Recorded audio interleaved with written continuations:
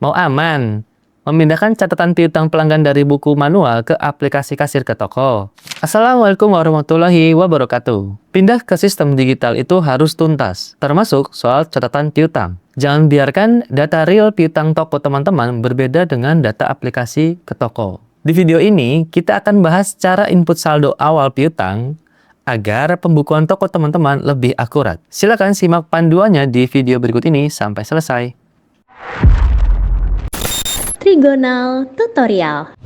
Jadi kalau memang teman-teman ingin menginput data saldo awal piutang dari program ke toko versi website, itu bisa dibuka dari menu akuntansi, lalu ke bagian lainnya, dan kita pilih saldo awal piutang.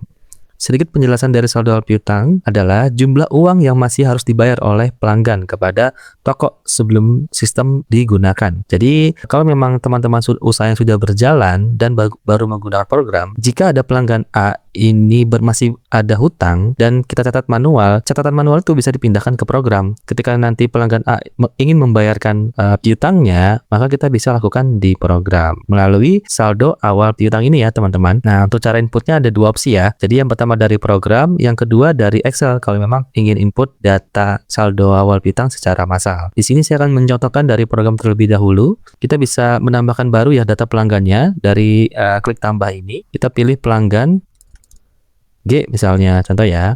Kalau kita membuat data pelanggan, kita harus isikan grup pelanggannya ya. Di sini kita pilih general dan simpan. Oke, kalau sudah memilih pelanggan G, baru kita klik tambah piutangnya nih. Nah, di sini untuk nomor transaksinya disesuaikan dengan catatan teman-teman ya. Misalkan PT 123 sebagai contoh ya. Nah, tanggal dari dan tanggal jatuh temponya juga harus disamakan dengan catatan kita sebelumnya.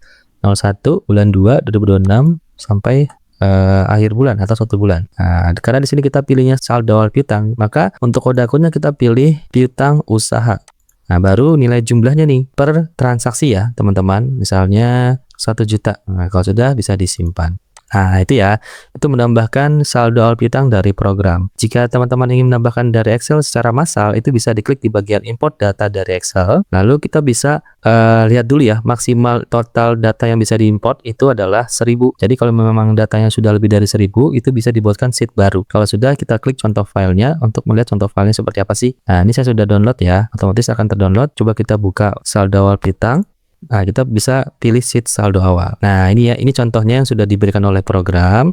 Untuk keterangan yang saya tandai ini, kode pelanggan, nomor transaksi penjualan, tanggal jatuh tempo, sisa, dan tipe, itu tidak untuk diubah dan dihapus ya teman-teman, dibiarkan saja. Nah, nanti untuk cara pengisiannya tinggal diisi di bagian bawah aja nih. Misalkan tadi pelanggan G ya, pelanggan G, coba saya lihat dulu. Pelanggan G itu tadi kode pelanggannya, nah ini untuk pelanggan G ya, pelanggan G ada dua, yang tadi saya isikan adalah pelanggan G yang kecil, PL 0030. Jadi pada saat kita ingin import saldo awal piutang, yang kita isi ini adalah kode pelanggannya ya, bukan nama pelanggannya, PL 0030. Nah, selanjutnya nomor transaksinya misalkan PT 004 sebagai contoh ya. Nah, untuk tanggal dan tanggal jatuh tempo, saya sarankan untuk copy format yang sudah ada aja. Nah, seperti ini. Nanti kita bisa ubah gitu. Karena kalau memang formatnya berbeda, nanti proses importnya bisa gagal ya. Nah, ini saya ubah di tahun 2026. Ini juga saya ubah di tahun 2026. Selanjutnya baru jumlahnya, misalkan jumlahnya 50.000. Nah, untuk tipe ini sebenarnya dibiarkan saja JL ya. JL itu data transaksi piutang dari penjualan. Nah, kalau sudah yang ini kita hapus saja. Delete. Nah, jadi saya importnya data yang saya baru input ini.